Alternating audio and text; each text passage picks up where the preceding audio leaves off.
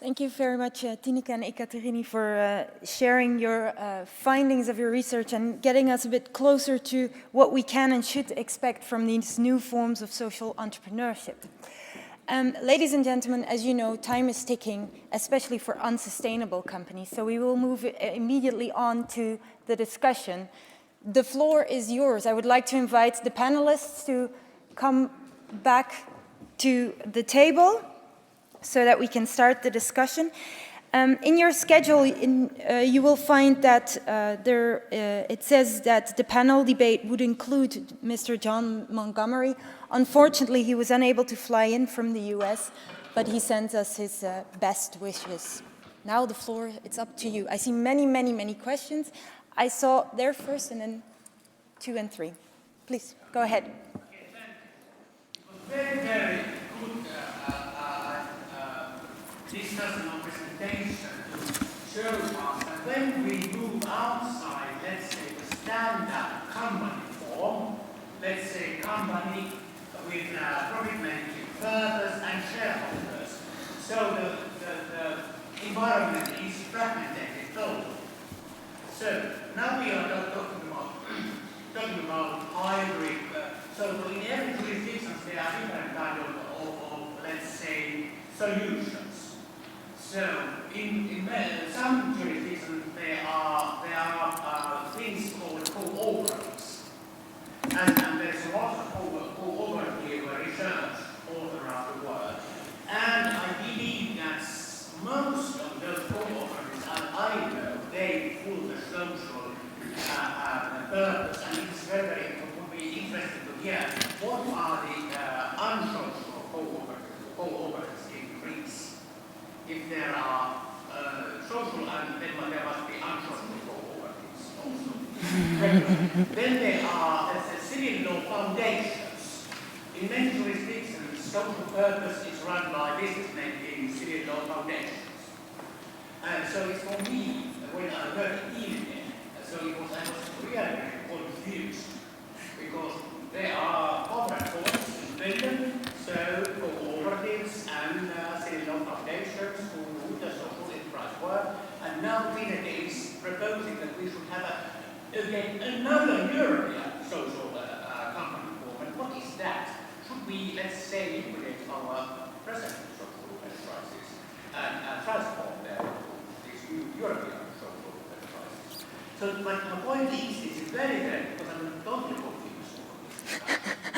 Oui.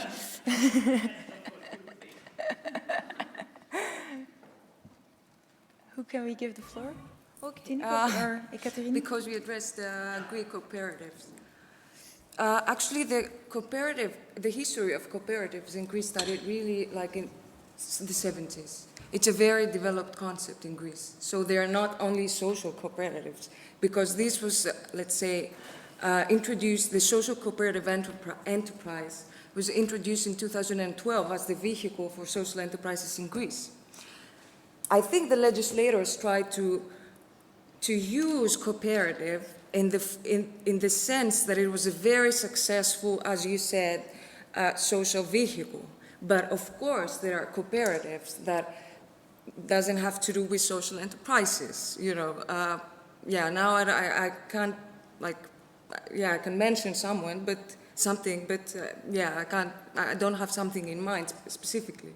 But I definitely know that there are cooperatives with another orientation than the one in the social cooperative enterprise. Rabobank. No increase. Could I say something on that? Yeah, okay, continue. Yeah. Oh, sorry, were you just about to say something? No, I think you want to explain that it's a new I'm model. so sorry. Oh yeah, no, the social cooperative enterprise is a very new model.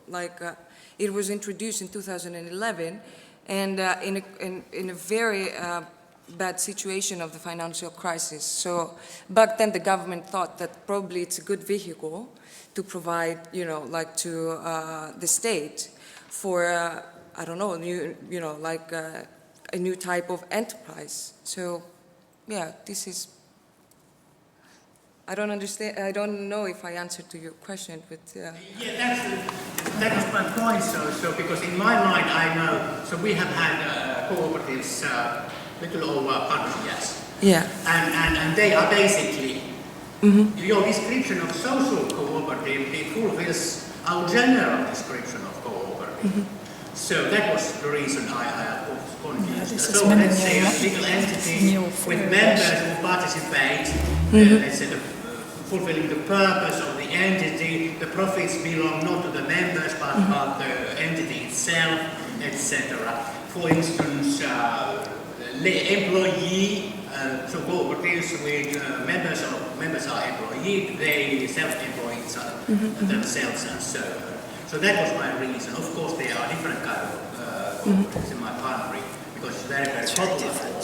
But that was the reason how I make the distinction between, let's say, social and unsocial cooperative.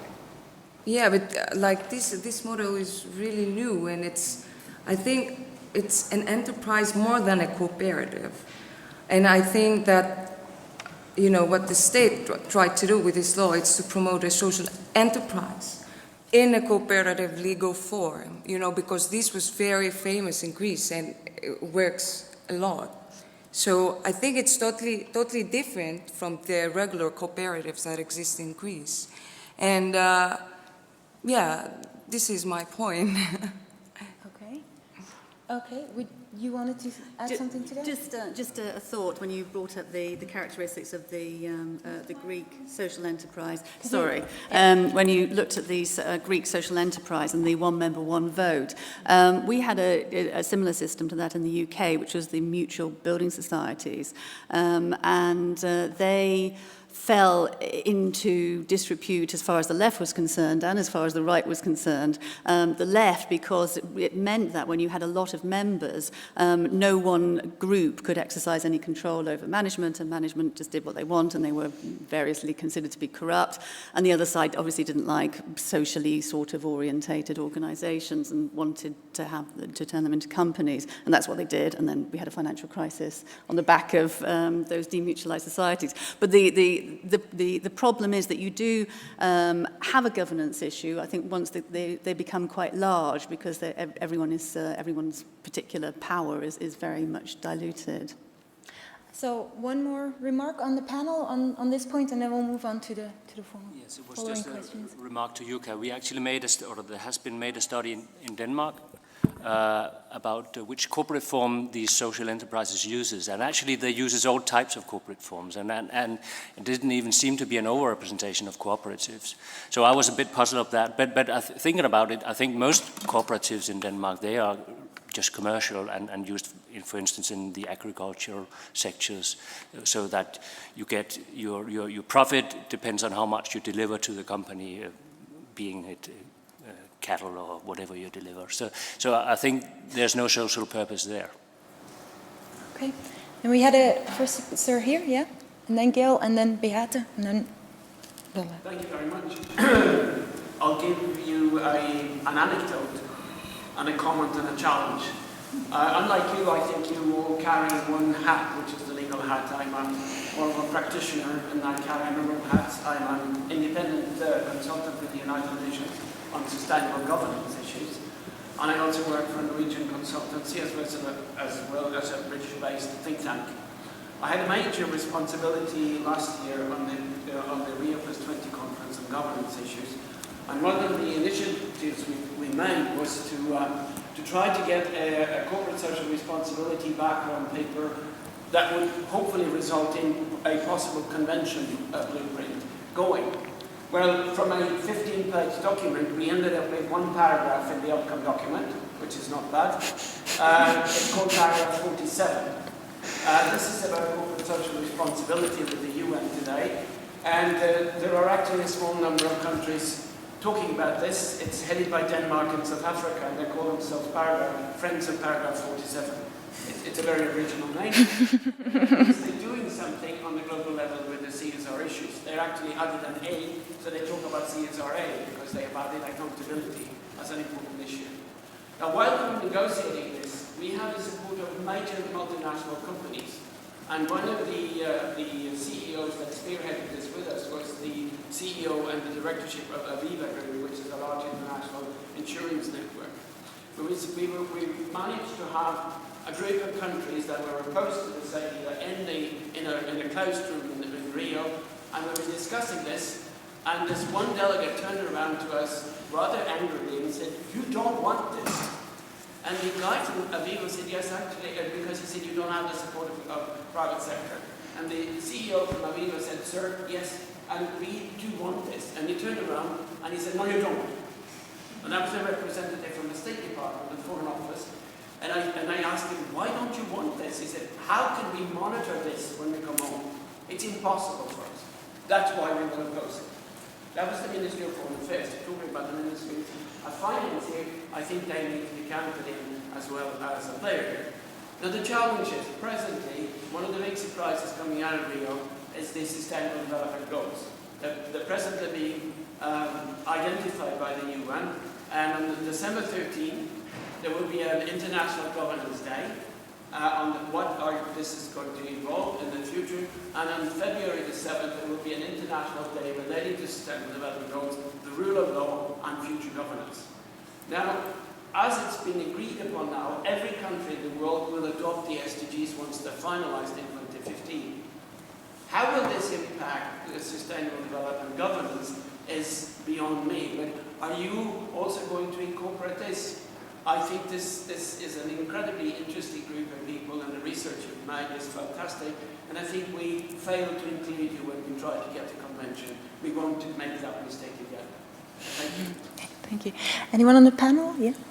Well, just Go to ahead. sort of connect your point and your point, I totally understand your confusion on why there is a hybrid of a hybrid in that sense. And I think that's why it's very important that when we craft hybrids that we're very careful. And a good kind of live example of that is in my province of British Columbia.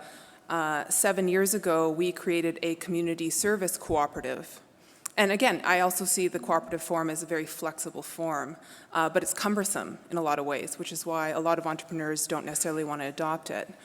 And the community service cooperative in BC, in terms of success, there have been 12 community service cooperatives that have been incorporated to date. And so there is the potential with any kind of hybrid for it to be dead legislation. And just dormant and lying there. And so I think that when we move forward, we have to be very careful about that and how we can be able to enable these hybrids to gain traction in corporate practice. And so I'd be really curious to find out what the numbers are in this Greek, community enterprise cooperative and its success to date, because right now internationally in the hybrid game, there are winners and there's losers. And it's just kind of an interesting phenomenon to be studying. But, so I totally understand where you're coming from. And in terms of the governance question, that is one that we have to keep in mind. Okay. I want to move on to Gail, was the next person on the list for the questions. Please keep, all the question askers, keep it short. Okay. We still have 5 more minutes. So I just wanted to ask a broad question of the panel as a whole, and that's about the role of social enterprises in changing the norm of shareholder primacy, which we've been talking about throughout the day. And I can see maybe on the one hand, the existence of social enterprises might question this axiom that shareholder primacy is good for the community as a whole. But on the other hand, my concern is we have social enterprises that are supposed to produce a social benefit. What does that say about the rest of the corporations? Can they ignore social benefits and just maximize shareholder value? So that would be my broad question to the panel as a whole. Who on the panel would like to react? I thought that was my whole presentation. Go ahead.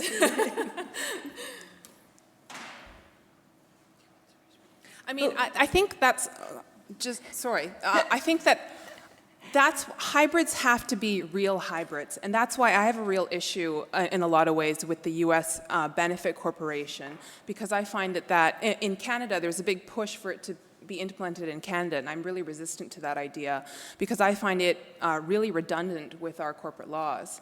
And so to me, that does completely confuse what the mainstream corporation is supposed to do. And we go back to, the economic part of Adam Smith's Wealth of Nations and how, we try to make a profit, we create a general benefit, blah, blah, blah.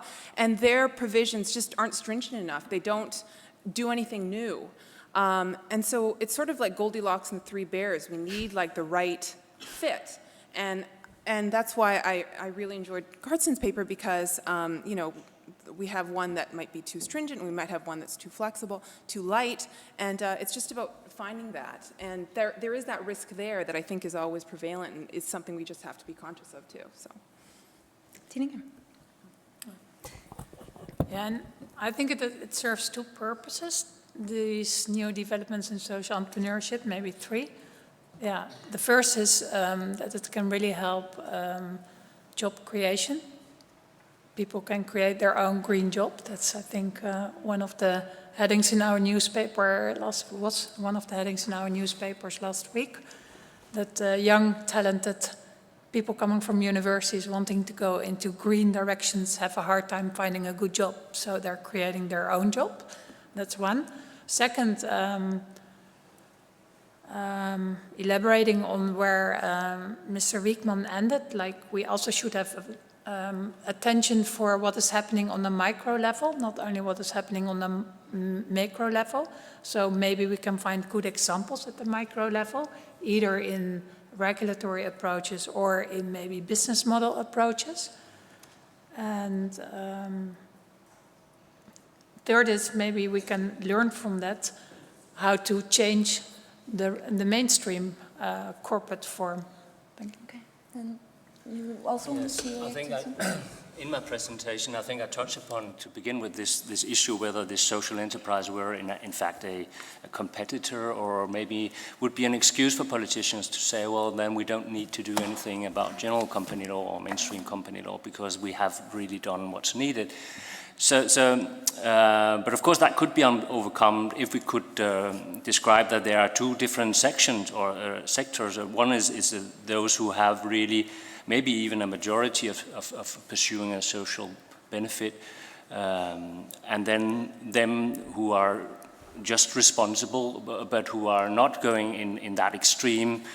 So maybe we should have more stringent requirement for social enterprise to allow that the general or mainstream companies have a broader scope for improving their social responsibility.